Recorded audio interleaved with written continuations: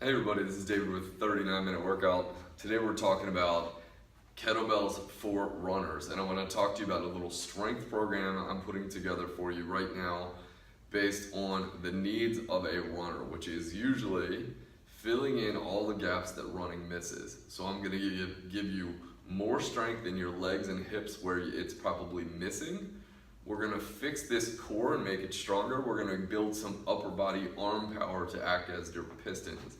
I work with a lot of runners in my kettlebell programs, and what I find is that they want a stronger core to protect their back and stop losing power. They want stronger arms because stronger arms give you a pump, help you when your legs start to tire. If you keep that pump in your arms, it helps propel your legs. Good runners will say this. They also want to fill in the gaps because they know running is a certain plane of motion, and a lot of times things are untrained through running. So you got to put together proper strength training to really help it out. So my runners all say to me, David, my time is improved, I have less pain, I'm able to have success with running without investing quite as much time into it, if that's a goal of yours. And also just feeling like their kick is better and they're able to finish stronger. So this is some of the real benefits from it. In other workouts, I'll do some conditioning drills to you that will help you deal with that high heart rate sort of anaerobic training that kettlebells is great at, which will really help your ability to run up hills, keep your pace up on the harder grinds of your runs.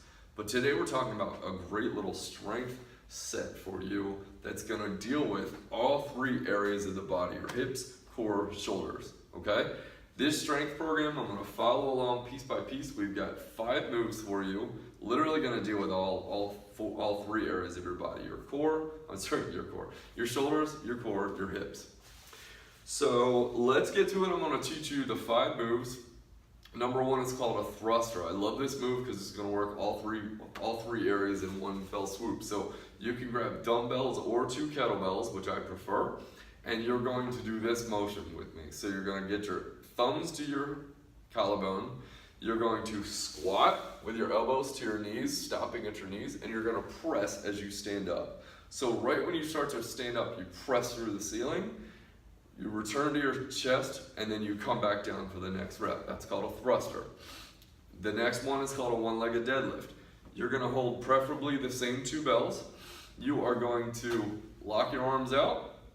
You're going to hinge at your hips, pushing one of your legs back with your chest to the floor, and you're going to focus 5 feet in front of your body, 5 feet out, okay? So from the side, what that's going to look like, I'm holding these 2 bells by my side, I'm going to push my hips back and my chest forward, and I'm going to stare at that spot, and then I'm using this hamstring and glute, I'm going to drive my hip all the way up till I'm standing.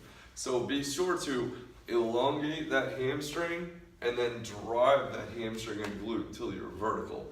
And we're gonna do the reps on right side and left side with this guy.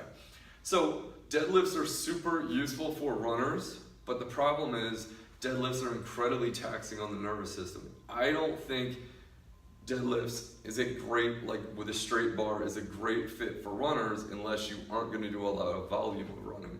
But the one-legged deadlift will help you develop the strength in your hamstring and your glutes and your back without hitting you with the high intensity, high volume of the deadlift. So consider the one-legged deadlift as a better option for runners who are gonna run 3 or more times a week. The double row, we're gonna stand real wide stance. We're going to push our chest to the floor and our butt backwards, and then pull towards our belly button. Now in the row, this is one of the most corrected positions I get people. I want you arching that spine. So we're never in any kettlebells arching this way. We're sticking our butt out and our chest out and arching, like scooping the spine like that.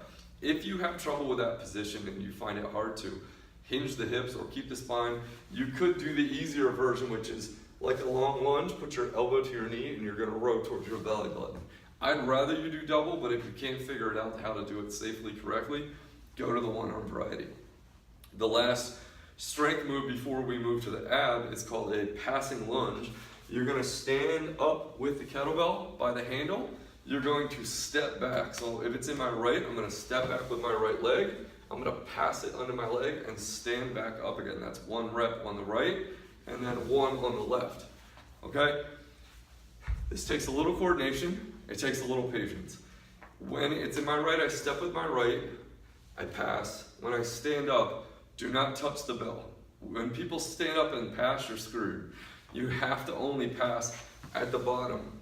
Pass. If it helps you, get your other hand out of the way at the top. So, I pass, I get this hand out of the way. Does that make sense? That's one way where I teach people to get the coordination down.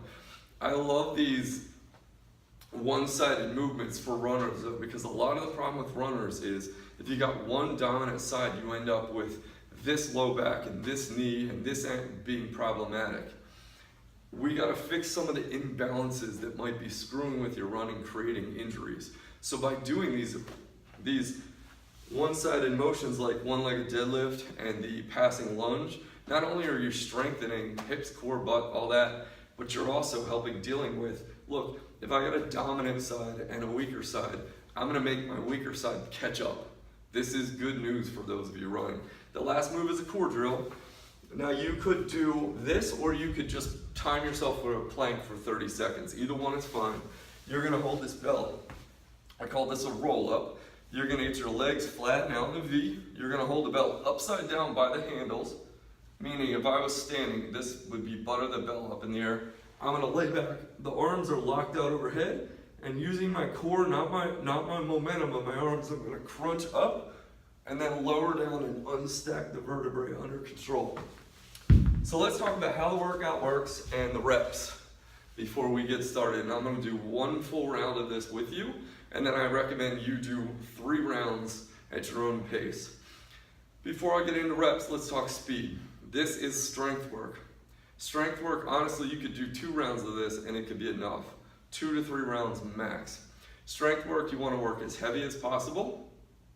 Strength work, you want to work slowly. This is not time to improve your cardio. We will get to that in other workouts. Don't confuse the goal here. The goal for this one is building better strength for you to be a stronger runner. You got a lot of cardio in running. I want to make sure you got the right strength for running, okay? So, here's the reps. We're gonna do a drop set. We're gonna start with 5 reps of each. 5 thrusters, 5 deadlifts each leg, 5 rows, and 5 lunges each side. But then for the ab, we'll always do 8 roll-ups. I like a little higher rep on the roll-ups. So roll-ups always stays at 8. So then we go 4 thruster, 4 deadlift, 4 row, 4 lunge, 8 roll-up. 3, 3, 3, 3, 8. 2, 2, 2, 2, 8, and then we stop. That's 1 round, and we start back up again at 5. So 5, 4, 3, 2. Got it? It's called a drop set. 5, 4, 3, 2. So again, I'll do 1 round with you. Then you will do up to 2 or 3 rounds on your own. All right, let's get rolling. If you need to understand this again, you can join in with me right now or just watch and see how it goes. So I got my hands up here. I'm gonna squat and press for 5 reps. So squat, press, unpress. 2, 3, 4, 5. I'm going to drop them to my side. I'm going to lay my belly to my chest and give me 5 reps with a 1-legged deadlift. 1, halfway down your shin is more than enough. 2, 3, 4, and 5. Okay. Other side. 1, 2,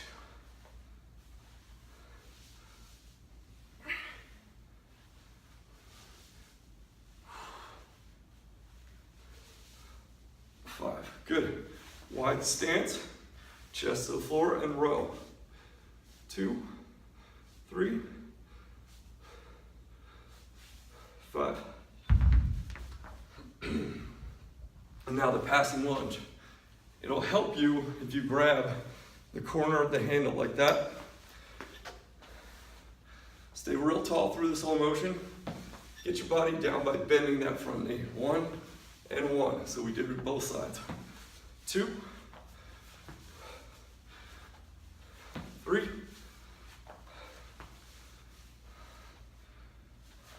4, 5. All right, you got 8 roll-ups. Remember, hold this bell by the handles, upside down.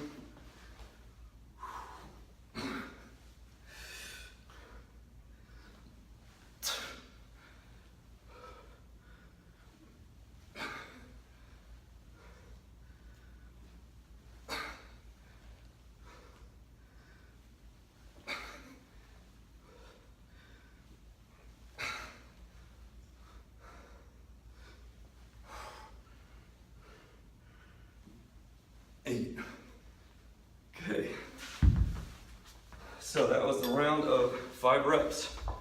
Remember, always doing 8 roll-ups. So now we're going to do 4 reps. Starting with our thrusters.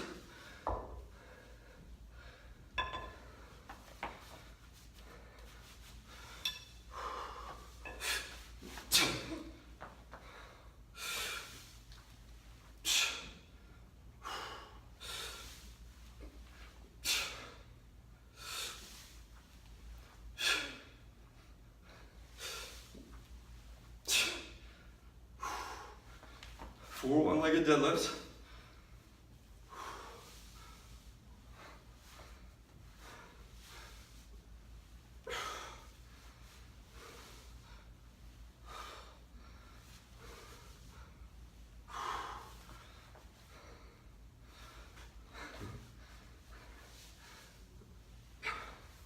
We all have a dominant side. You can probably watch and figure out which one mine is.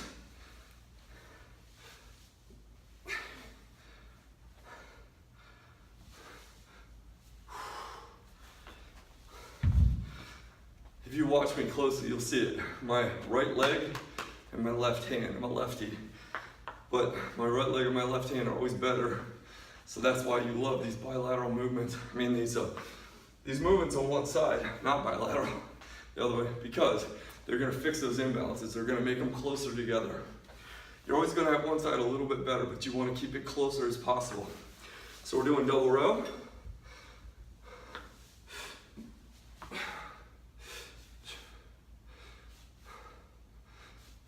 And passing lunge.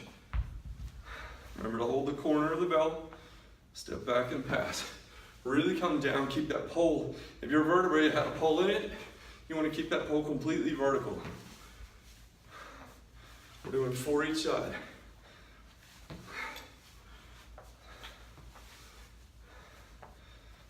Four and 4. Good, down on the floor for our roll-ups.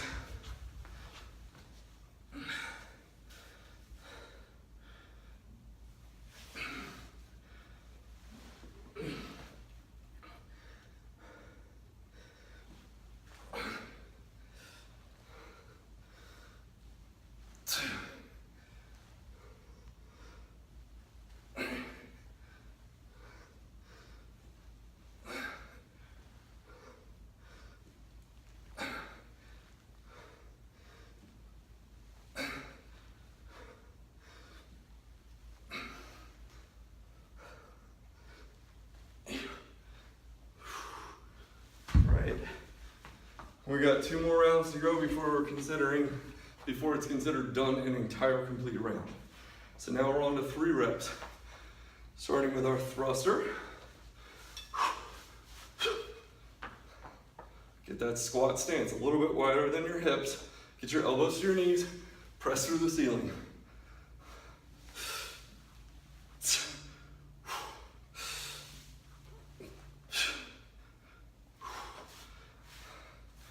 Deadlift.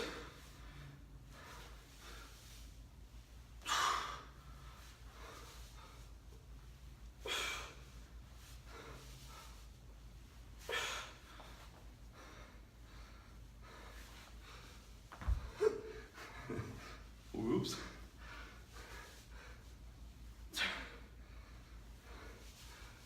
And 3. Okay, double row. Wide stance, just the floor. Keep that arch up, right? The trick with that move is getting folded somewhat horizontal, but keeping that scoop in the spine. That's how you stay safe. And we got our passing lunge.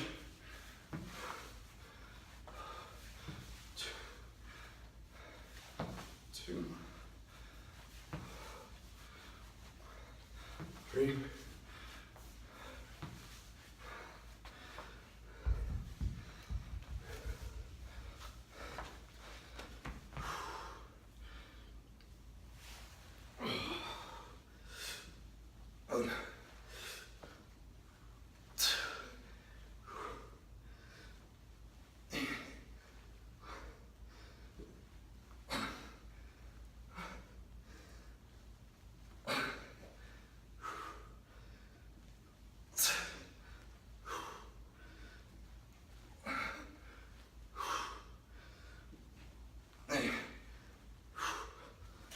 All right, and we got one more set, which we'll do 2 reps. And then your call, whether you do 1 or 2 more rounds of this, all right? So let's go on to thrusters. We're on 2 reps now. This should be a little easier to breeze through.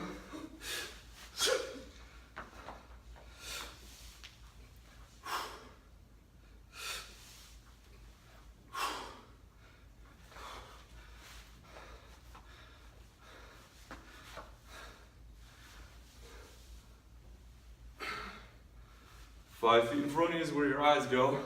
Lay your belly to your thigh, drive with that hip. So you push your butt back, belly to your thigh, drive that hip forward. Drive that hip forward. Okay, wide stance.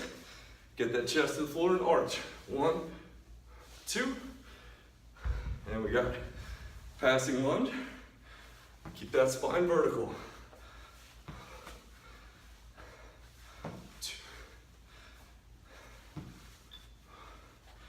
And our last set of roll-ups, we're doing roll-ups. And we are done 1 round of this guy.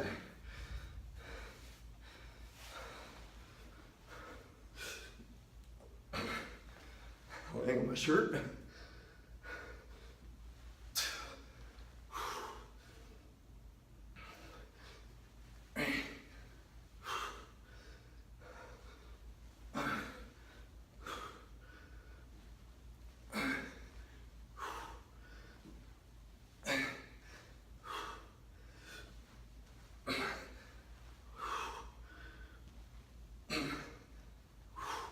All right, that was your kettlebell strength training program for runners. Hopefully you enjoyed that. Challenge yourself to do this twice a week. You don't need to do any more than that. If you got the right weights with the right intensity, 2 rounds of this puppy twice a week is gonna help your running. Then we'll lay on some anaerobic conditioning with some kettlebell swings and other drills to really help your kick, get strong up those hills, make your runs feel easier, reduce injury, burn some body fat so we get your weight down a little bit, all the good stuff to help you be a better runner. Check us out at onlinekettlebells.com for my full kettlebell program where I teach everybody how to start really putting together a kettlebell program to balance out their running, their fat loss goals, their strength goals. Thanks so much for joining us. Check us next time. Make sure you subscribe to my page, 39 Minute Workout with David, and I will see you next time.